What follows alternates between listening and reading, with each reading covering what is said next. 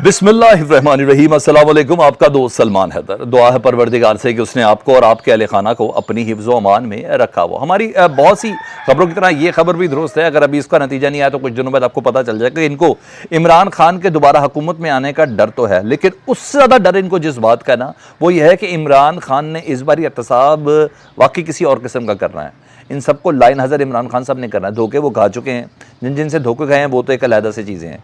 और जिस तरीके से ये सारी कट एंड वेल्डिंग हो रही है ना, उन तमाम चीज़ों को देखते हुए इमरान खान साहब वाकई अगर तारीख में कभी नाम लिखवाना चाहते हैं तो वो उनको काम करना पड़ना है।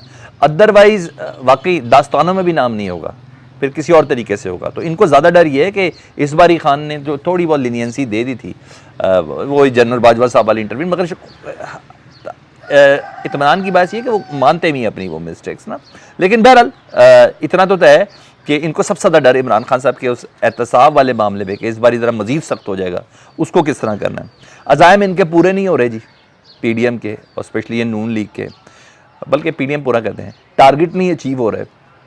और पहली अटैम्प्ट इन्होंने की थी परवेज़ अलाई साहब की, एक ऑडियो को लीक करके कि जजेस से वो बात कर रहे हैं कि किसी तरह जजेस को कंट्रोल करने में कोई कामयाब नहीं हो सके जी। वो पूरा भांडा ही फूट गया, फुस हो गया ना परवेज़ अलाई साहब वाला। 3 महीने पुरानी वाली कौन सी चीज़ थी, सॉरी थी, वो सार्जेंट वाला सारा मामला एपिसोड हम आपके सामने बता चुके। उससे पहले उन्होंने 5 का टोले का बयानिया एक बनाया, वो पहले भी इस पर ज़रा थोड़ा सा इनको मजलूमियत का वोट मिला था, मगर अब काम चीज़ें बहुत आगे जा चुकी है।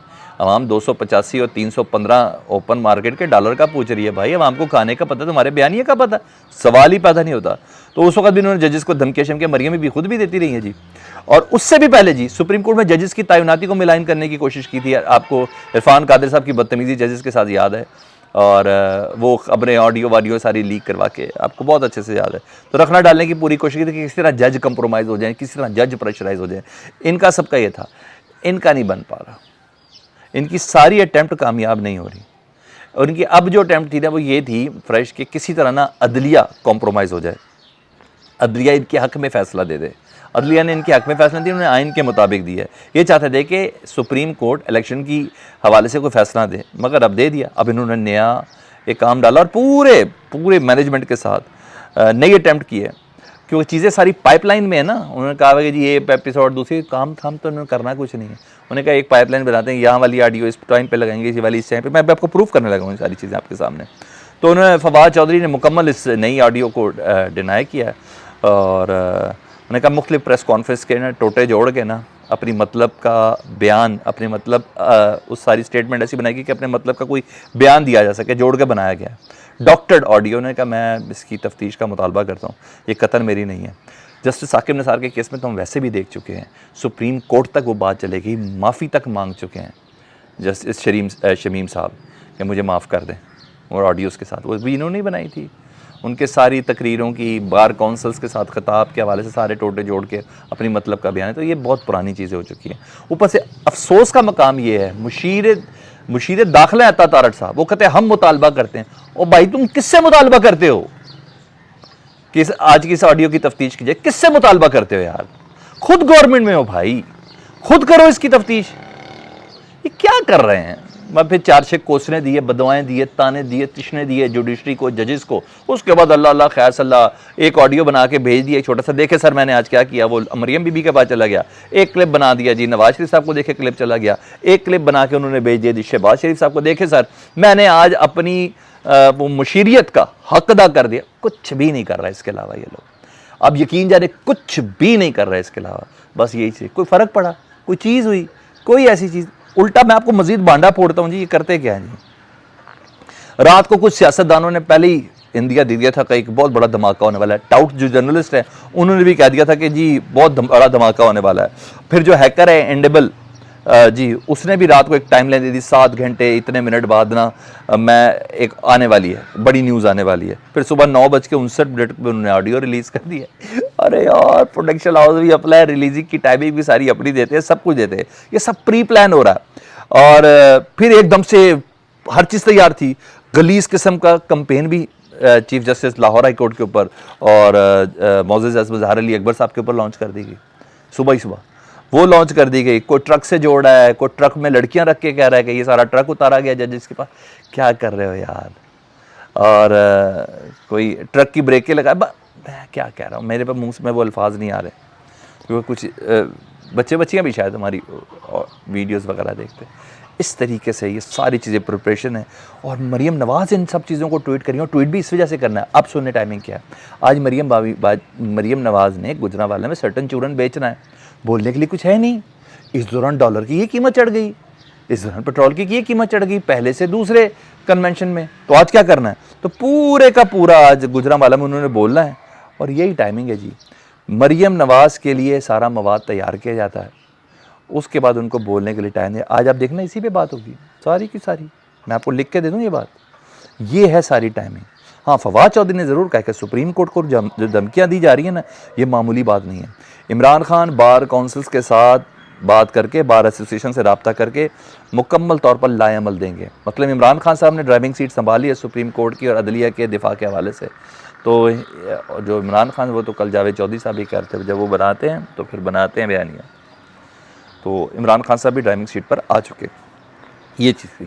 ادھر اوورسیز پاکستانیوں کے ووٹ کا حق ملنے کے حوالے سے تھوڑی راہ ہموار ہوئی ہے۔ آج آپ کو پتہ کہ آج عدالت میں 3 رکنی بینچ سماعت کر رہا تھا، اور الیکشن کمیشن کو سب سے زیادہ اعتراض ہے نا اوورسیز پاکستانیوں، گورنمنٹ نے آگے کیا ہوا تھا، ان کو سب سے زیادہ اعتراض کیا ہوا تھا عمران خان صاحب نے جو 2017 میں لیجسلیشن کی تھی۔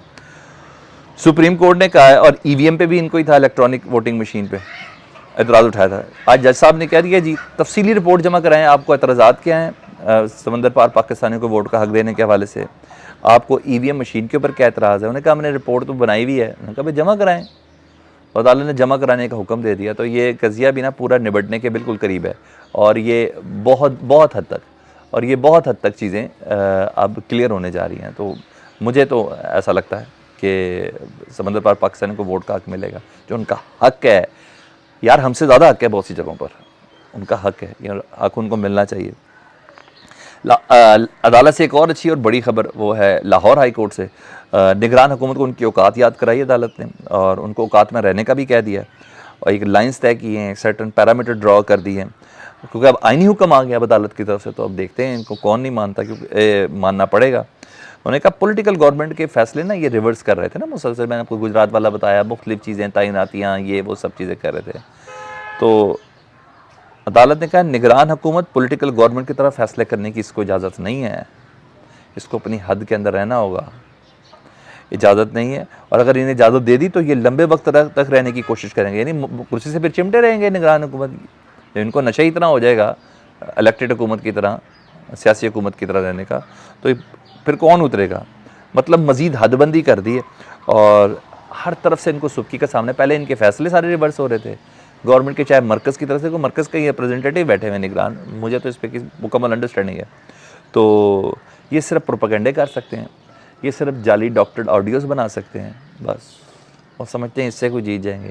وقت کا پہیہ لنگ گیا جناب، نکی چودھرانی نٹ گئی ہے، یہ معاملے آگے جا چکے ہیں، پلیز کچھ نیا کریں، کچھ نیا کریں، اس سے چیزیں بہت آگے جا چکی ہیں، مگر مجبوری ہے۔ میرا خیال ہے ان کا جو ترشول ہے نا اس میں تیر ختم ہو گئے، اب صرف کہہ رہے ہیں ماروں گا یہ کیا جا رہا ہے، اور کچھ بھی نہیں ہے، اور مجھے تو کچھ بھی نہیں لگتا۔ ہاں، اتحادی بجلی کرانے کے لیے تیار، اور ٹائم بھی بڑا رائٹ ہے نا، کیونکہ جو ملکی حالات ہو چکے، یہ بجلی، گیس، مہنگائی، پٹرول، ڈالر، لمان الحفیظ، آپ یقین جانیں جھولیاں اٹھا اٹھا کے بدوائیں دی جا رہی ہیں، اور ان تمام کی موجودگی میں نا، تو جس حساب سے یہ چل رہا ہے تو اتحادیوں کے لیے بیسٹ ٹائم ہے، کیونکہ الیکشن میں منہ تو دینا ہی دینا ہے، تھوڑا بہت تو دینا ہی دینا ہے نا، 2/3 سے زیادہ عمران خان نہ آگے جائے، تو یہ بیسٹ ٹائم ہے جی۔ اے این پی کے جی سینئر سینیٹر ہیں عمر فاروق، انہوں نے حکومت چھوڑنے کا مزید اندیہ دے دیا جی، انہوں نے کہا میں نے اپنی پارٹی کی قیادت کو درخواست دی ہے کہ آپ پوزیشن میں بیٹھیں، ان کے ساتھ نہیں چل سکتے، یہ لوگ تو ساری نورا کشتی ڈرامے بازی کر رہے ہیں، چاچو کی حکومت ہے، اور مریم بی بی کہتی ہے میرا اس حکومت سے کوئی تعلق نہیں ہے۔ اصل خبر اس میں یہ ہے کہ فیس سیونگ کا اتحادیوں کے لیے بہترین وقت ہے، ان حالات میں بھاگنے کے علاوہ کوئی چارہ نہیں ہے، انہیں پتہ ہے الیکشن تو عمران خان کھا گیا ہے، تھوڑا بہت تو حصہ لینا ہے، تو ابھی نکل جائیں تو بہتر ہے، ادروائز نو سروائیور۔ یہ اپڈیٹ سی فیڈ بیک سے متعلق ضرور آگاہ کیجیے گا، اپنا بہت خیال رکھیں، اللہم صلی علی محمد و آل محمد۔